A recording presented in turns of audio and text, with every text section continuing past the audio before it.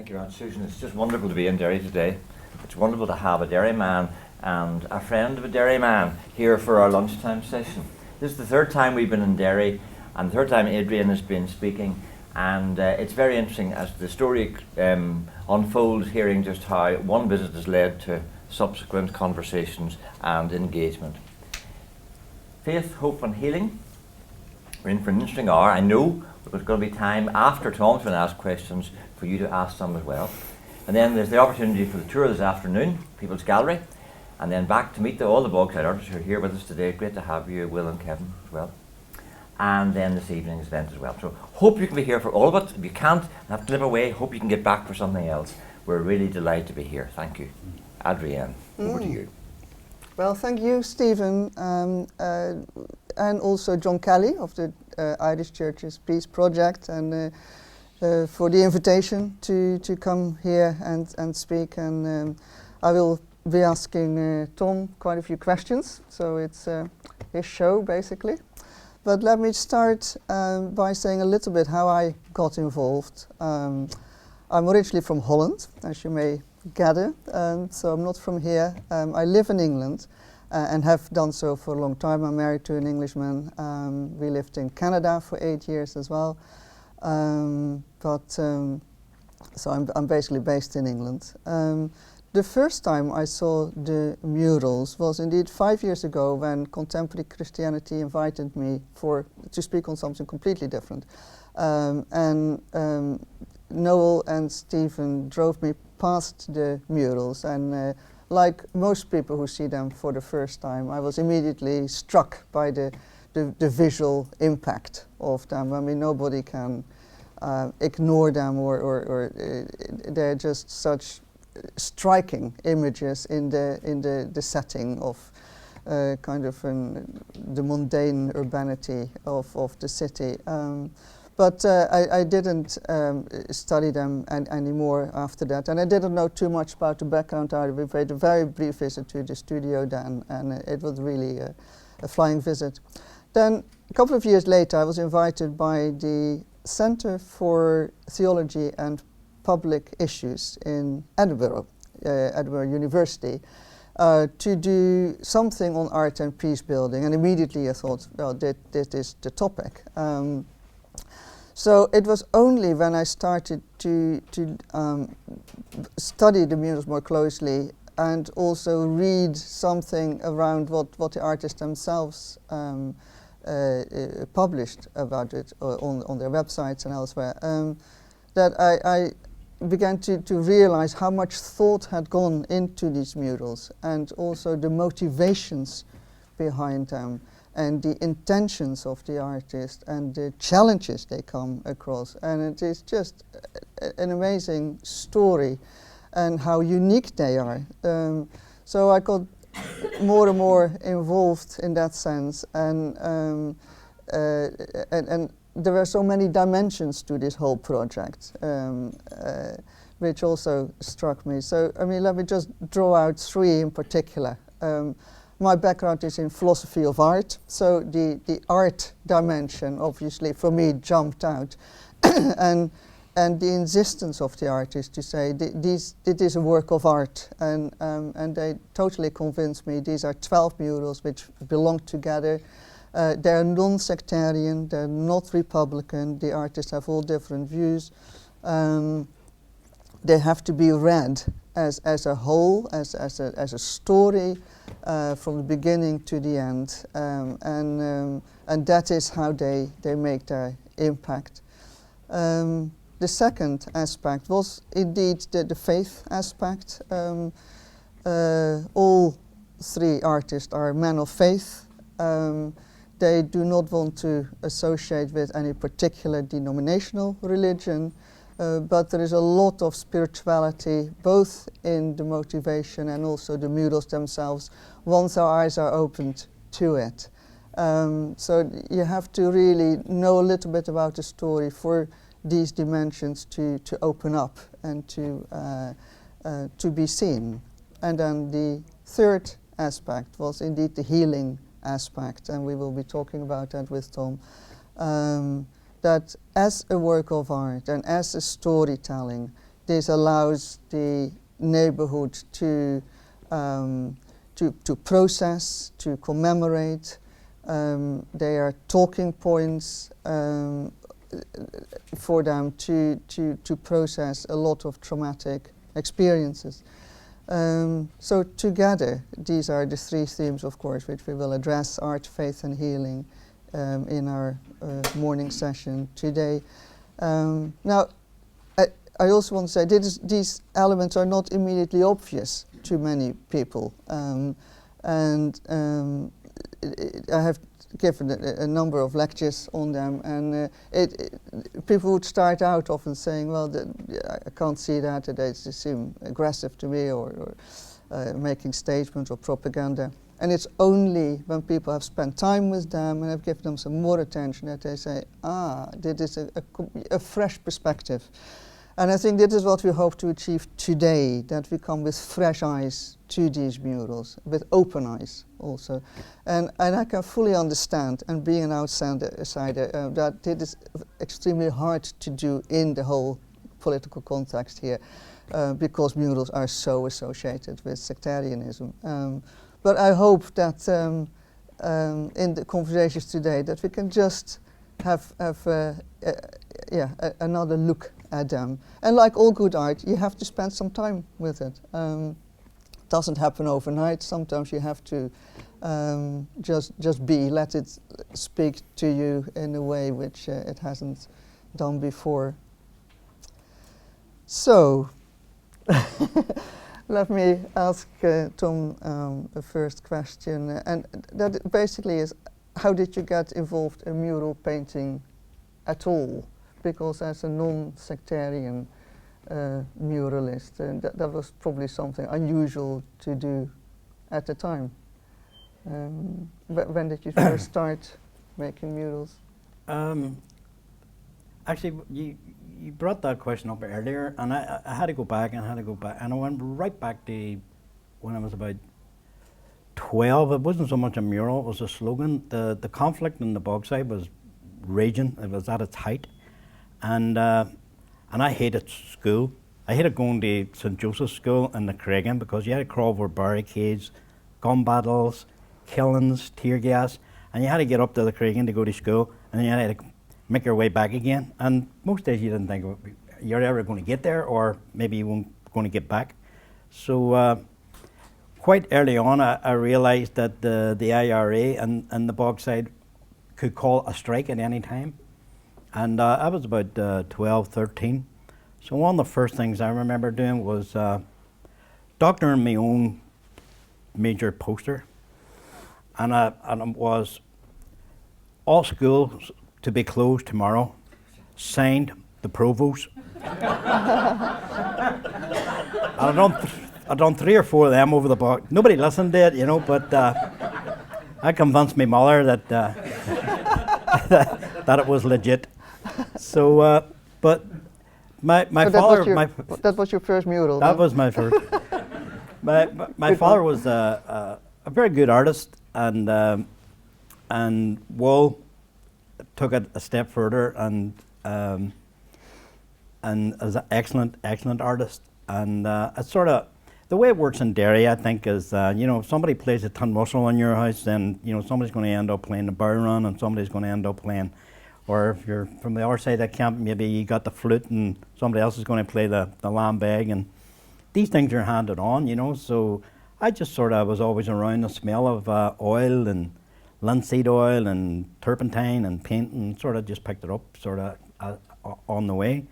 The first mural actually came about, I went to Georgetown to do a foundation course in art and design, and I was completely disillusioned with because I was brought up with the basic rudiments of painting and drawing and skill and craftsmanship. When I went to Georgetown, the tutors were sort of pointing people in the direction of, you know what I mean, you'd spend hours maybe in the life class, you know, you're drawing the figure, you come out of there basically almost blind, you couldn't see, you've been concentrating and straining so hard to try and capture the likeness and the form and the shape. And then you were graded, you know, on your performance and your work. And then at the same time, somebody might drag in a washing machine, wrap it up in toilet paper, throw a couple of dead fish on top, and they were getting top grades. And this seemed to be where the tutors were sort of pointing people. So in good Derry fashion, I just says, enough's enough, that'll do me. So I just walked out. That was the end of it. I did my foundation course, but came back to Derry, ended up in the Orchard Gallery, and started doing some workshops way back. You were just talking just directly after the hunger strike period in the mid-1980s, and began to see that art could be a real force for healing and for reconciliation. Very early on began to see that, you know, there was something meaningful in seeing kids and teenagers actually create as opposed to destroy, and build up as opposed to dragging down. And I just resonated with the whole experience, and I knew that somewhere along the line I was going to take this further. And then we did our first public mural, and that was in the Bogside. And was that across the community, or yeah, how did that start? we put a call out for other artists to join with me, artists like myself who were unemployed and but had skill and talent and could actually paint and draw, which is not something that's really taught a lot these days. But and with a couple of volunteers, we painted a mural in the Bogside called The Oil Days, and that was a mural in black and white that showed just all the Bogsiders that had been to the retreat, you know, which was a big thing way back in the days, and they had all their suits on and they were looking grand and good, and they were outside a landmark pub called the Greyhound Bar, and we painted that mural, and it struck a chord with the local people. You know, it was, again, as I say, meaningful. Will have been exhibiting around the country with his own exhibitions and his own work, and actually went and did his degree in art and finished what I'd started. And Kevin was painting throughout Europe. He was living in and around Germany and been there for quite a long time. But we were school friends and went back a long way. We worked in Doherty's Butchers together. And the anniversary of the Battle of the Bogside came around, which was something that we all went through, experienced, and had, you know, a sense of, and we wanted to express something, you know. So basically we decided we'd do something for the anniversary of the Battle of the Bogside. Now, to me, that was a departure, because up until then, I've been painting quite a lot of murals with groups like Niagara, Young Offenders. I'd already been, I was very much a Christian at that point too. I became a Christian at the age of 20. Was doing Bible studies in McGilligan prison with Prison Fellowship, and the idea of young people from both Protestant and Catholic background coming together to paint murals that were non-political. But at the same time, after doing that for years, I realized that you know, it was sort of like they'd be there for a few years, they'd fall into disrepair, and then they'd fade away. And at the end of the day, some people came, some students actually came right in the middle. I don't know if anybody remember this. In 1969, right in the middle of the Bogside, when all the mayhem was happening, there was a bunch of students came over from Germany and Holland, and well-meaning people, you know, and right down where the market flats were, you know, the Russell Flats, they painted a big mural of a circus scene. You know, don't know if anybody remembers that, but again, it was like, the idea was to brighten the area up and give something colourful and for some people to look at, but it didn't resonate with the community. It was just like, basically what they're doing now at the minute, you know, you can put George Best, I'm not knocking that, you can put George Best up and Van Morrison up and there, you could put Dana up and, you know, Phil Coulter or whoever, you know.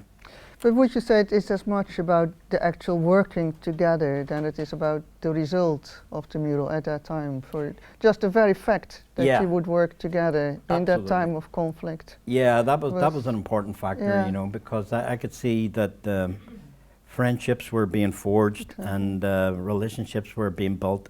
So it's kind of doing reconciliation work before the work was actually kind of fashionable now or as funded as now. And, Yeah, absolutely. I just want to read a bit from Tony Campolo, because again,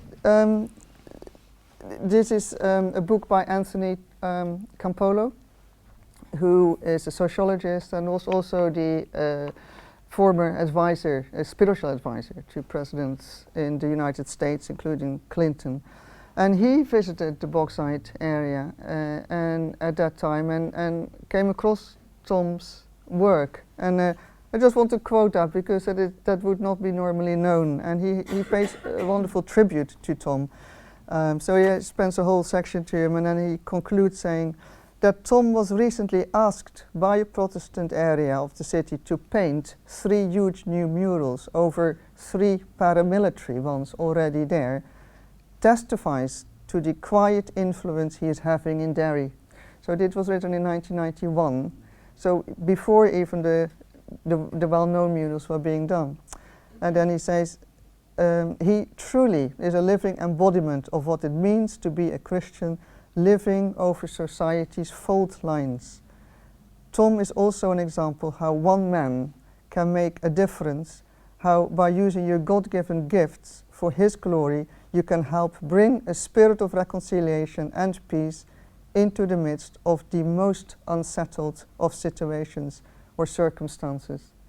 So in 1991, before even the Bogside murals were done, that is what Campolo writes about the work which Tom does in terms of reconciliation, which is a wonderful tribute. So did he visit you at the time? Do you remember that visit? Yeah, but I mean, first of all, let me just say, I think it's fantastic that people take the time to come out and really want to know who we are, what we painted, the spirit behind it, what they actually really mean, because there's a lot of misconceptions, and to me, and there's a lot of labels that get stuck on people, not just in the arts, but in general in life, and for me, reconciliation, it says that Christ broke down the dividing wall, of separation. I think reconciliation starts first and foremost between man and God. And I think when that reconciliation becomes a real part of your life, then I think it's a powerful experience that you can bring to your home, to your community, and to other communities. So it was always an important part of who we are. I mean, let me just say this, if you're being honest and you're being real, because of a lot of bad press or demonization or labeling or whatever, you think Bogside Artists, 3 foaming at the mouth chucky guys down the bog painting Republican murals. And that's basically, and that actually suits a lot of people. They actually put that across and they share that. And once that idea goes out there and people start saying that, then that sticks. Can I tell you a wee story? Because basically at the end of the day, we're storytellers and we just use art to do that, our painting. When my mother had a stroke and she went to the home in Eden Ballymore, and she was in there for quite a while, and she was a real character. But one day they took her down to the basement to give her a bath and a shower. You know what they do. While they were down there, she had her shower and her bath, and they covered her in white towels in her chair.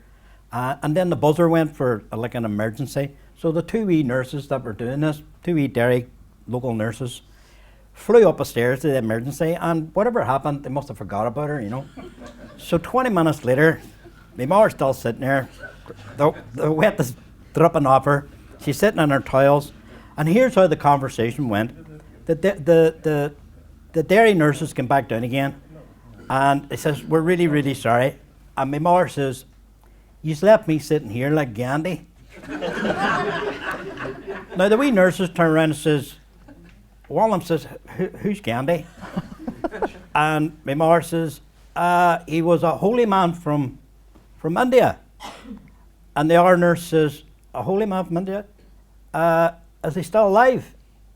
And my mother says, nah. And the other nurse says, what did he die of? And my mother says, he froze to death at the side of a bath. Now, the fact is, my mother was the focus of attention. She's the authority. She's the person in the know. There's 2 Derry nurses still walking around to this day that believe that Gandhi actually froze to death, right? Now, the sad thing, the moral of that story is this here. When it comes to art, we have like art connoisseurs, you know, in the council, in the tourist board, in the arts council. There's authorities that are called upon. And when there's any inquiries about the Bogside Artists or any, you know, basically anybody wanting to find us or know about us or even understand our work, then these people in authority who have written books, and unfortunately without meeting us, without knowing us, without discussing anything with us, that's what goes down. The Republican murals of the Bogside, painted by the Bogside Artists, couldn't be anything other. The murals in the Bogside, let me tell you, are this. They are a genuine, authentic response to what we all grew up and what we witnessed. The 3 artists shared something in common, which was this, that we were determined to make it abundantly clear that our work was neither going to be sectarian or propagandist, that it would be a human document, that it would tell our story. And as a poet from Belfast once says, it's not saying to the Protestant community, here's our story and it blows yours out of the water. It's basically saying, here's our story, where is yours? Without the shooting over the coffins and the phoenix out of the ashes and all the military paraphernalia that goes with it. I mean, our murals, we agreed after a lot of research and a lot of discussion among ourselves, would be works of art that covered the key moments, but were done in a way that shows up the sanctity of human life and human beings. And if you take careful attention to our work, you will see that. And I guess, and it's not something just particular to me, Will and Kevin share the same thing. If we are truly, and we happen to believe this, created, as opposed to accidents, if we are created by a loving God, then it gives us great value. And if indeed Christ actually died in my place, which I happen to believe, then it gives me even more value. And therefore, when we're painting our work, it's not even so much incorporating symbols or trying to make it, you know, spiritual. It's the actual process, you're right. It's the process in doing it. Why we're painting it, we're painting people that we knew, that we lived beside, that we grew up with. We're painting events that we know very well that affected us, because we weren't just painting the community of the Bogside story, we're painting our story as well. So to me, there is a message in the overall collection of murals, which are known internationally as the People's Gallery, because it is a human people story, and it's anything but 3 foaming at the mouth chuckies from the Bogside. And unfortunately, these people in authority are sometimes they put that across, just like. But I'm glad you've taken the time to actually come and hear what we have to share, because Gandhi didn't die of frostbite, and the Bogside Artists are not what you think. No, you're quite right to point out the difference between the sectarian murals and yours. And yet, it seems so difficult for many people to see it, isn't it? Once your attention, what I find, once your attention has been drawn to it, it's impossible not to see how stark the difference is. It's almost like a duck and rabbit situation, where once you've been seeing it one way, it's hard to see it the other way. And yet, to come to that point, to see them with those eyes, seems to take a long time, and in the context, quite difficult to overcome. So Yeah. in that sense, you have to perhaps give some leeway to people who can't see it immediately. So it is almost a question of education as well, and again, taking the time and take away the prejudices when you come to it. Yeah, well, I think that's true. People bring their own Yeah, People bring their own baggage to it as well. Yeah. I mean, we've seen, but again, myself, Will, and Kevin sat down and we decided that we would, when we would paint these murals, we would give them an international dimension. This wasn't going to be a collection of murals that were going to display a parochial local skirmish. That this was about conflict. It's what human beings do to other human beings and what they do in return. And that when people from like the West Bank or Argentina who went through the Falklands War, or people from Moss Side in England, and people that have experienced conflict could readily identify and understand our work, and we find that, and especially after 9/11, quite a lot of Americans used to come prior to that, and they thought it was interesting, or maybe even wrote it off as something to see, nostalgic, But since then, I can see a real difference where people can understand, that it's honest, it's true, it's authentic, but it's also not pulling any punches. A lot of our work down there is just saying it the way it is, and you can make up your own mind about what it says or what is depicted. For instance, there's one mural down there. When you look at it, and whoever joins the tour later on, we'll have a look at it. It's called the Runner Mural, but it's 5 young men, and I can understand when people look at it for the first time and say, well, that's just another riot situation in this community, which it was. But in fact, the 5 young men in the mural are dead, and they're all the same age, all 15, and they all died in different circumstances. And one of them is actually a relative of myself and Will's. I was shot dead by the British Army in 1972. The other young man actually blew himself up with a bomb in our family home. A school friend of mine we grew up with blew himself up in the back garden, and I witnessed that. Had an impact on my life. The other young man, I think, a very brave mural, even if we say so ourselves, was actually killed by an IRA bomb in the Bogside, exactly where the mural's painted. And albeit the young man being a Republican, he was here for the Bloody Sunday anniversary march, but the IRA had planted a bomb on the city walls, and the bomb exploded. Big chunk of concrete came down onto the Bogside, killed the young 15-year-old standing right where we painted the mural. But the fact is, that is us, the Bogside Artists, doing something like, well, here's people that died in different circumstances, but here's a young man that actually died, let's say, at the hands of nationalism. This is us saying, let's examine and look at what we have done. This is not a one-sided affair. So I think it was Bishop Desmond Tutu actually said the conflict is like an open wound. And unless we examine it and have the courage to clean it out, only then will it really heal.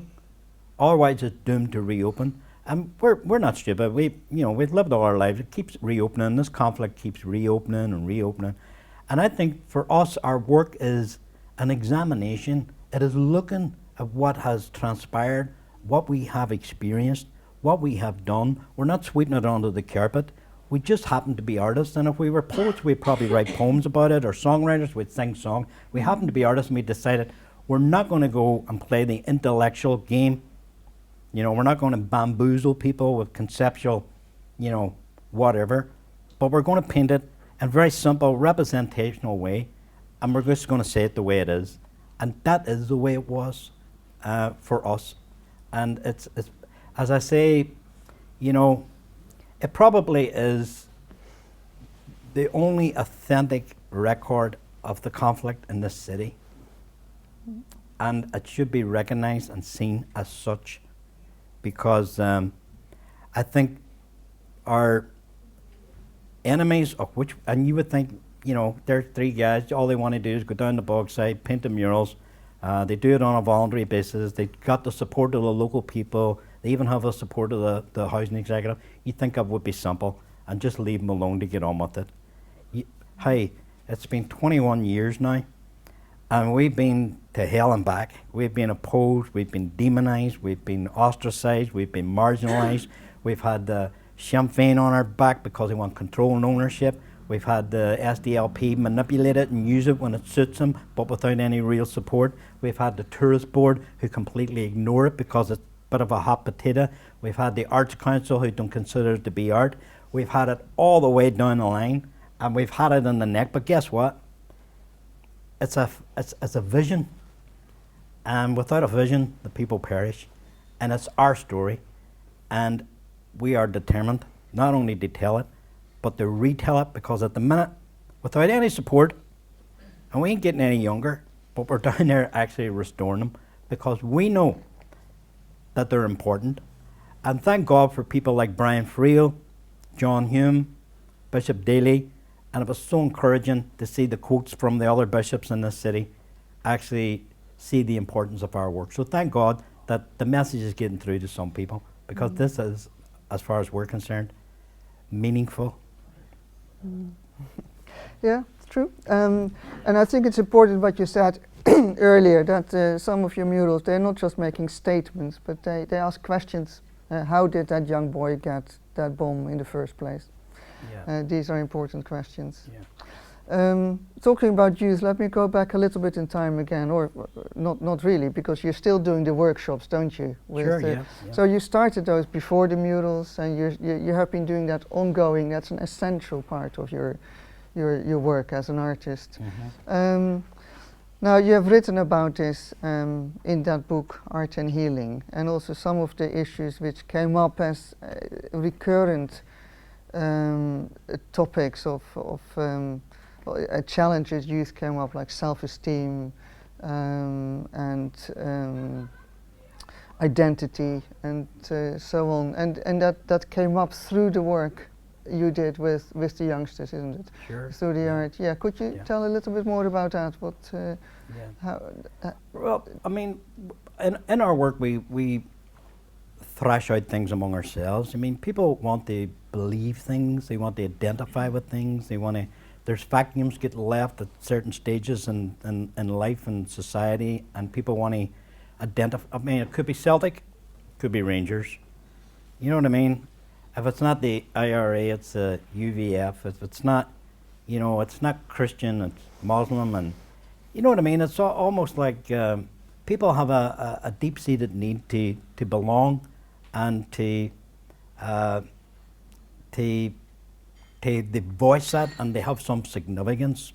For me, I think it is important that they get the opportunity to express themselves. I think it's important that their voice is heard. I think social justice is vitally important and something that we as artists should be very much involved in. But at the same time, I think what's paramount for us is some things are just not worth killing for and or dying for. You know, we challenge people in our workshops because most of the time, as I say, nobody's hands in our back pocket, so we can ask questions. We can do things that our people can't do. You know, and we can ask questions like, you know, I personally, and Wal and Kevin's the same, known people who have ready and willing to die for Ireland, you know. And then when you ask the question, well, question is that my practice was near the Bogside Great James Health Center. And of course, whatever views we take is a history. We should take that way. Other thing, I've seen the conflicts and troubles. One thing many people told me that there was a bit of quite housing problem. It does not appear in any of your murals. a big, sorry. Housing problem. A lot of people were trapped in places. Yeah. And I think that's just, it doesn't express anywhere around all the modules. Yeah. Well, fortunately, I mean, we have There's 12. a part of history as well. Yeah, we have 12 murals down there. There is one mural actually that was very much under threat this year, called the Civil Rights Mural. And it actually touches on the right to a vote based not on your religious background, but the very fact that you're a human being, and a right to a job not based on, again, your creed, you know, and it states that clearly, one man, one vote, and you know, and a job, not based on your religious background. When you speak about overcrowding, I mean, we were born and reared in what used to be known as St. Columba's Wells, or Columba's Wells, we called it. And my mother had a sense of humour. My middle name is actually Columba, you know, but it sort of went out of fashion. But there were 3 families in the one house. It wasn't uncommon to find, you know, maybe 15 people in a house in the Craigan, or 20 people in the Bogside. And you're absolutely right, that was the problem. No, that is, I've seen, Yeah. no, not too much in front of me. Yeah. But people were telling me, Yeah, the family doctor, they know what was one Yeah. of the very strange thing, if I remember, Sure. one of the man, and of course he said, B special used to live in Craigan as well. yeah, That's very strange used to be. yeah. He said B special used to be based in the Craigan. Well, Yeah, perhaps, there's only so much we I know, you because know. I don't want to go too much now for that. yeah.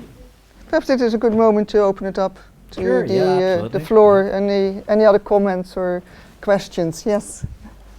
I'm just wondering, do you have much connection, I'm probably going on your conversation so far, probably not, but do you have any connection with the mural artists in West Belfast? They're quite iconic themselves, and they're not unlike yourselves in that they're very much, appear to me to be very independent and doing their own thing, if you like. So I'm just wondering what your connection and what your thoughts are. Yeah, there is. There's a big difference actually between us and the muralists of West Belfast. Most of the muralists in West Belfast, we know them personally. We've had conversations with them, but they're the ones that are the most prominent. Have actually one would be a 100% Sinn Féin person, and purely to me it's propaganda, you know, on behalf of Sinn Féin.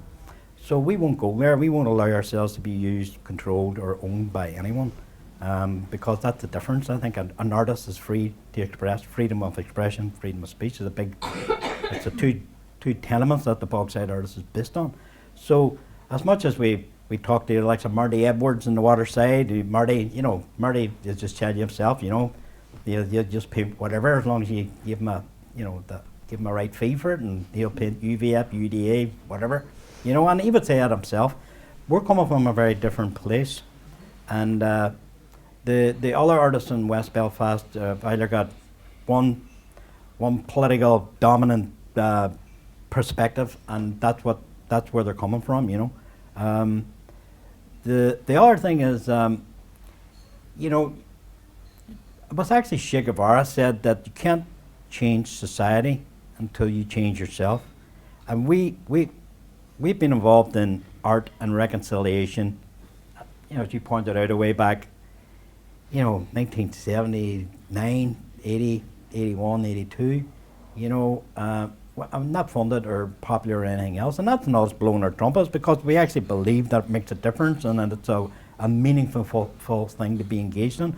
I can't understand how sometimes, you know, you can paint the phoenix out of the ashes and the gunmen shooting over the coffin, and then cut next scene you're painting, you know, a young Protestant child and a young Catholic child with a balloon, you know, and with peace written on it. And so to me, it's like a lot of that's to do with funding. I mean, we all know that not that long ago, the UDA, and this is factual, it's in the newspapers, you can check it out on the internet if you like, were offered something like 25,000 or 30,000 pounds to remove a big sectarian UVF mural, and they refused. And the Arts Council came back to them and said, well, would you consider 40,000? And they had a wee wing-ding among themselves, and they said, yeah, fair enough. Mm-hmm. So they took it down, and I think it was Fan Morrison or something like that went up. And we all know that 2 streets up around the corner, the same mural that just came down went back up again, you know. So to me, yeah, it's good to have good relations with all our artists, not just mural artists and all the rest of it, but I think it's important for us to retain and keep not only our identity and our independence, but it's vital for us to keep our independence, because we refuse to be influenced in them sort of ways. I saw some other hands, so yeah, there. Thank you, Tom, very much indeed for what you're sharing with us this afternoon. I'm from the Waterside and help to superintend the Methodist mission in the city as well. So I'm delighted to be here today and to meet you and Adrienne as well. My question is, are there any other people in the artistic community who have the same kind of vision as your group has in Northern Ireland? And are the workshops that you do here in the city, is part of what you're doing in those workshops an attempt to spread the vision to other parts of Northern Ireland that you have for the role of art in peacemaking and in identification with community and expression of community and asking questions of a community, all of those sorts of things? Is that part of what you're doing in those workshops or not? Yeah, absolutely. And not, I would go further than that. I mean, we all know ourselves what it is to experience. I mean, you know, maybe you know yourself. Let's put it this way: the mural we painted with the 5 young men are dead. Part of our workshops, we bring out the sad fact that the old guys sit in the bars drinking the whiskies, telling the stories, singing the songs. The young men are watching on. Cut next scene. First opportunity to march with the band, the flags in the air, tears in your eyes, the drums are blazing, a riot breaks out. They're first in line. But the sad fact is, the cemetery is full of young men, and the old boys are still sitting in the same bars, telling the same stories, drinking the same drink. That's the sort of stuff, I mean, excuse the expression, but we get right down to the vomit. This is what really needs to be addressed. It's manipulation, it's nationalism from whatever source, in the wrong sense of the word. It's not a celebration of your culture, it's this manipulation of youth and young people and harnessing their energy and their strength for negative means. And our goal, I think, I mean, I'm not a psychiatrist, I'm not a doctor, I'm not a politician, I'm not a historian, I'm an artist, but what we try to do, we're not going to sort the world out, and we're not even going to sort Derry out, but what we are very proud of is that I believe when it comes our time to bow out of this planet, we like to be able to think that we used our skill and our talent, firstly for our community, but also to do something that was meaningful with it, that added to our people as opposed to taken away. So, yeah, absolutely. Our message is about, you know, reconciliation and justice, Yeah. and understanding that. Thank you. Waterside perspective.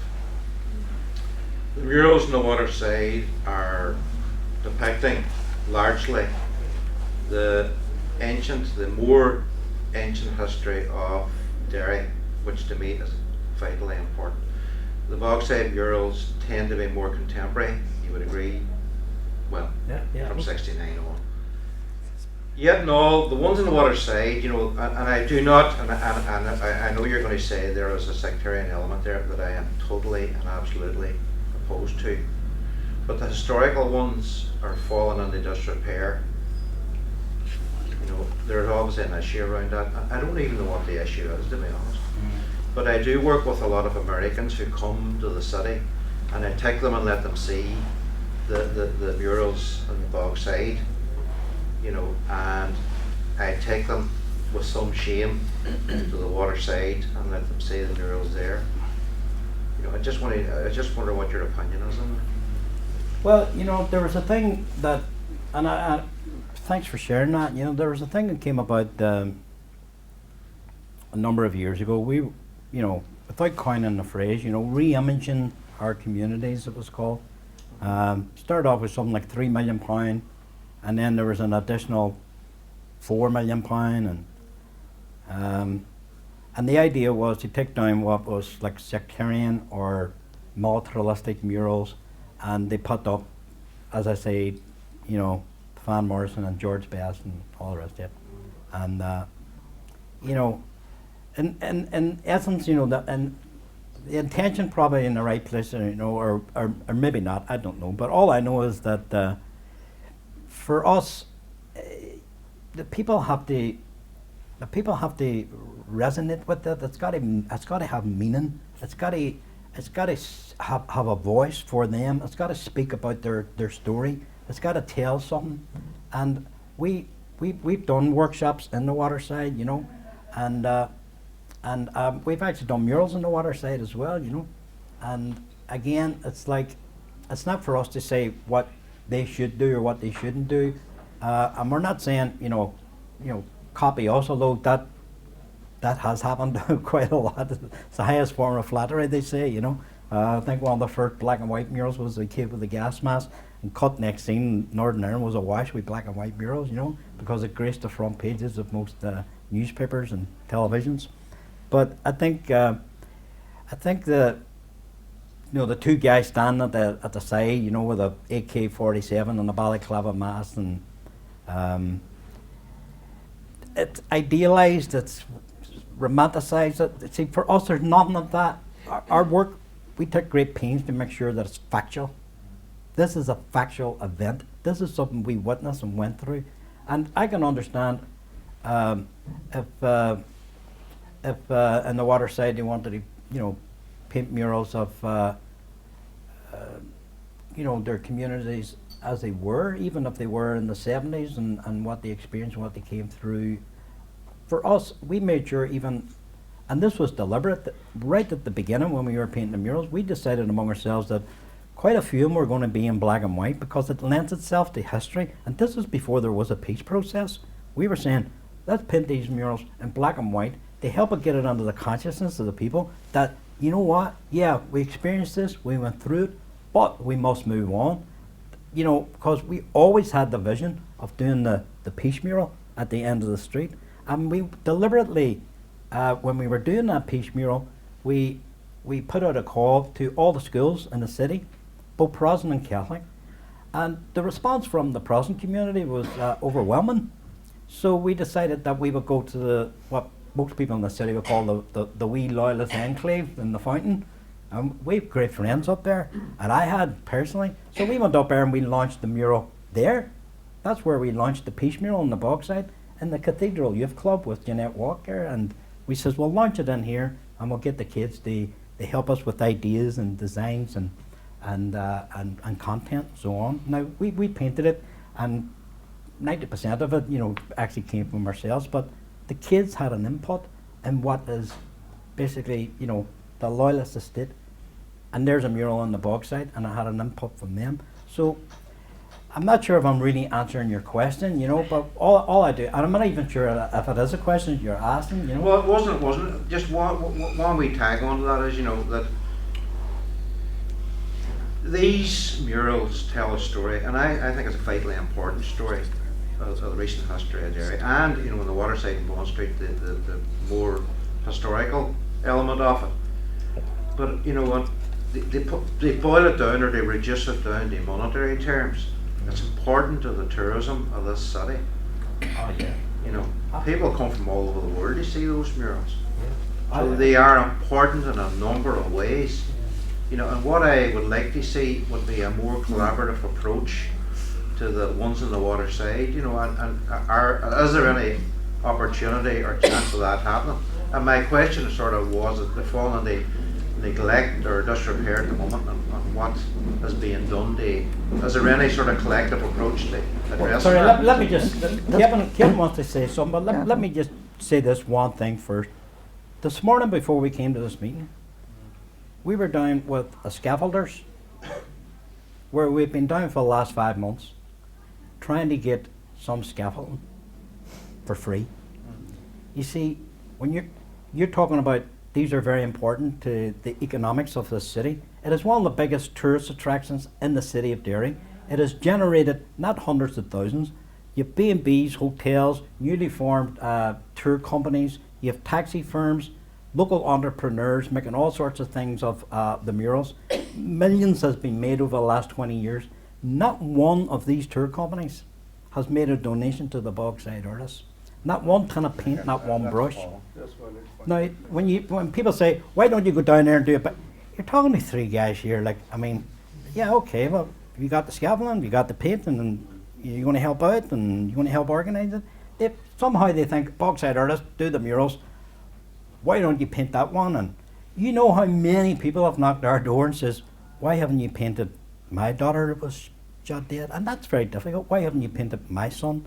Why haven't you painted this? And why haven't you painted that? And they're all stories that need to be told. But Kevin probably threw a better light on the whole. No, I just find this very interesting from the other side of the political divide, so to speak, right? But he's talking about historical murals, not political, not glorifying anything political, but historical, which is vitally important to any country or any city. Now, the murals you pointed out that we did are more contemporary. Nevertheless historical. Absolutely. But you're saying the ones have fallen into a state of disrepair. Now, the murals that we've created on the Bogside have also fallen into a state of disrepair.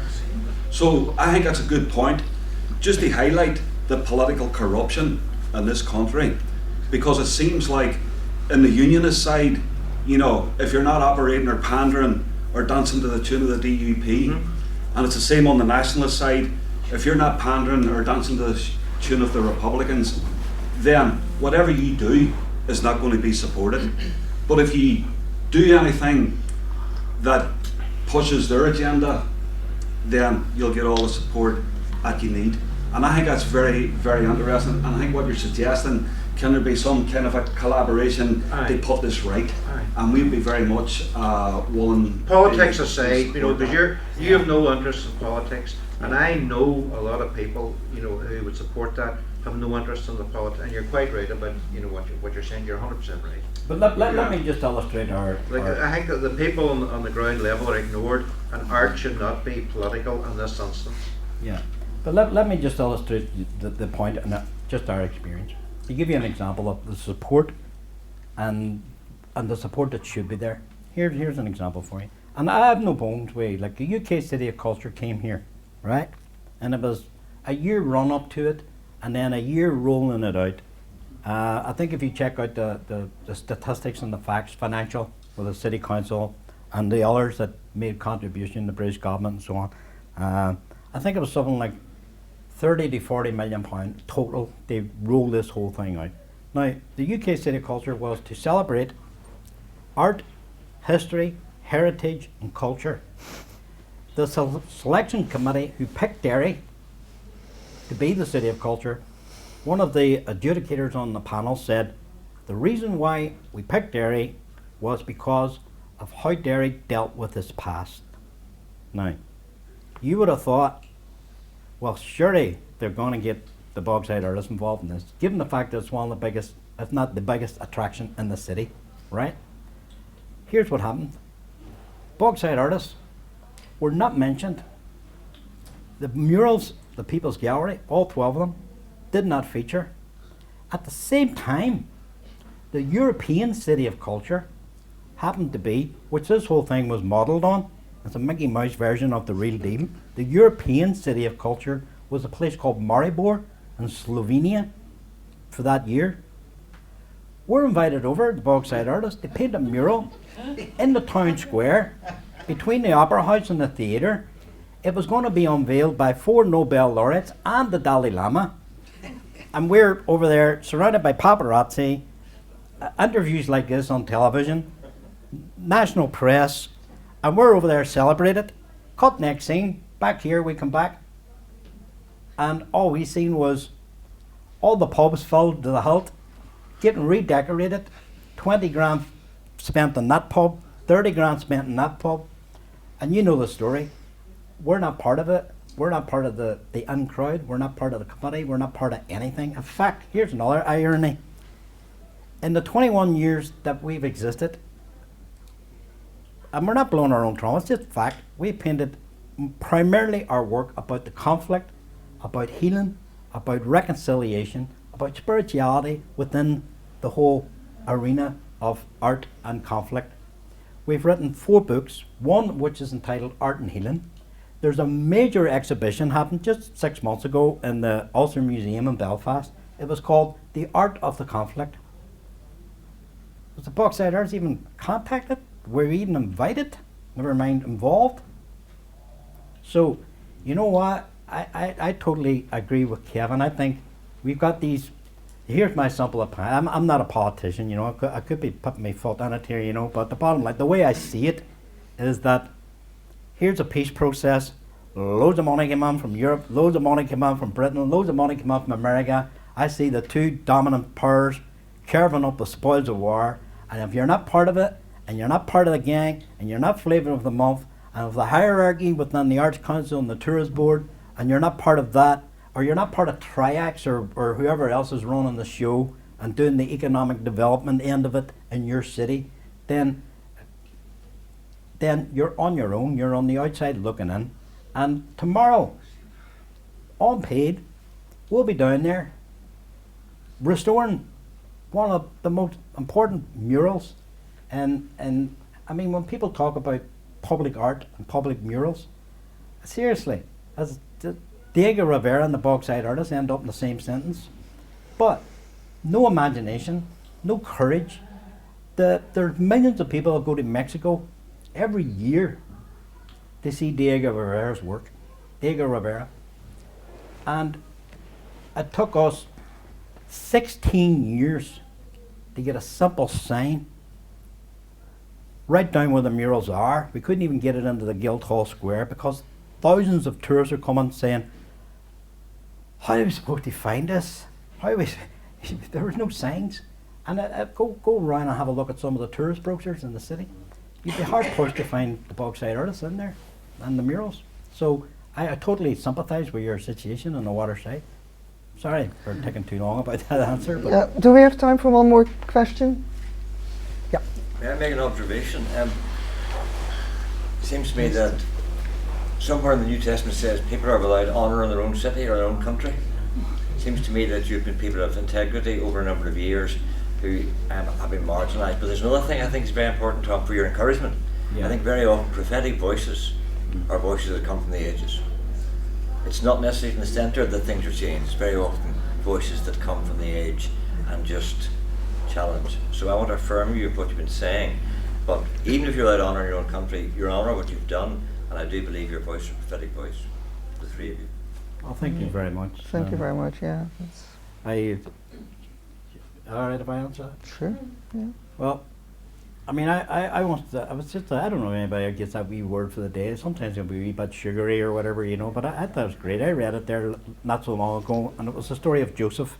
You know, Joseph in the Technicolor Dreamcoat, and Joseph went through all these experiences, and he was opposed, and he went down a hole, but there was a plan for his life. There was a destiny for his life. The one and only time he went into his own self-promotion was when he was in prison, and he said to one of the guys that was in prison with him, he says, see, when you get out, will you tell the king that I'm here? You know, and that was the only time.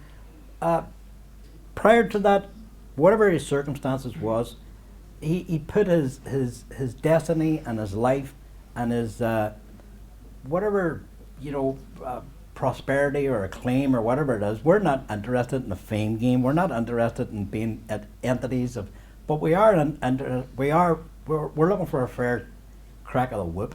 That's about it.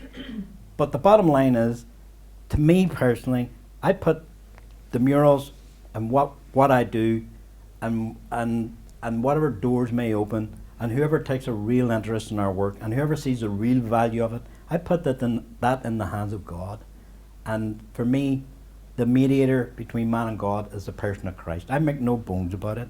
And when I start off by saying I'm a Christian, unfortunately these days you have to explain what you're not, you know. So for what it's worth, personally, and again, I'm only speaking for myself, I'm not a foeman, as it's been stated in the newspapers by certain leading Sinn Féin characters in the Derry Journal, Tom Kelly, foeman at the mouth fundamentalist of the moral majority kind, right-wing fascist thinker, anti-woman. You know, I don't even defend. I couldn't be further from the truth. The fact is, I am simply a follower of Christ, and the art and the work that I do it.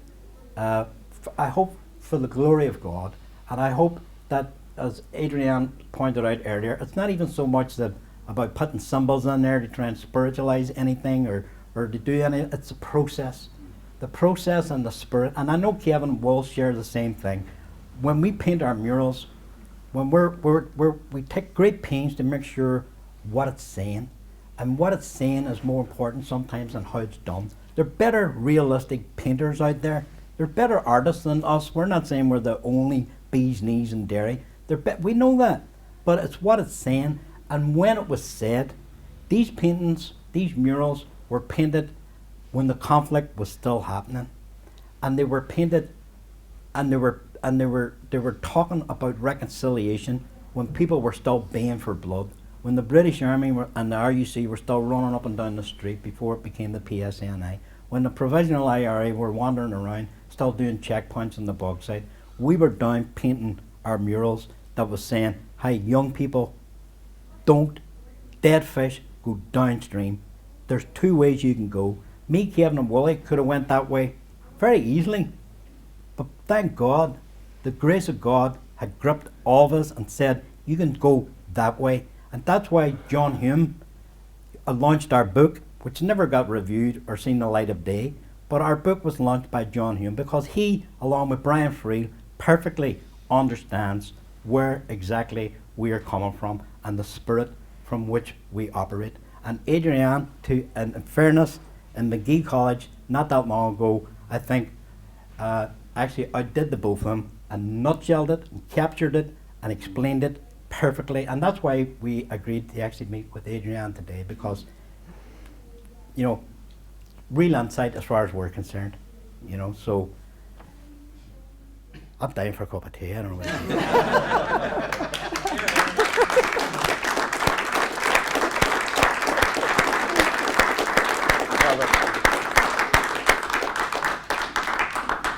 Well, thank you all very much for coming and listening. Thank you. So.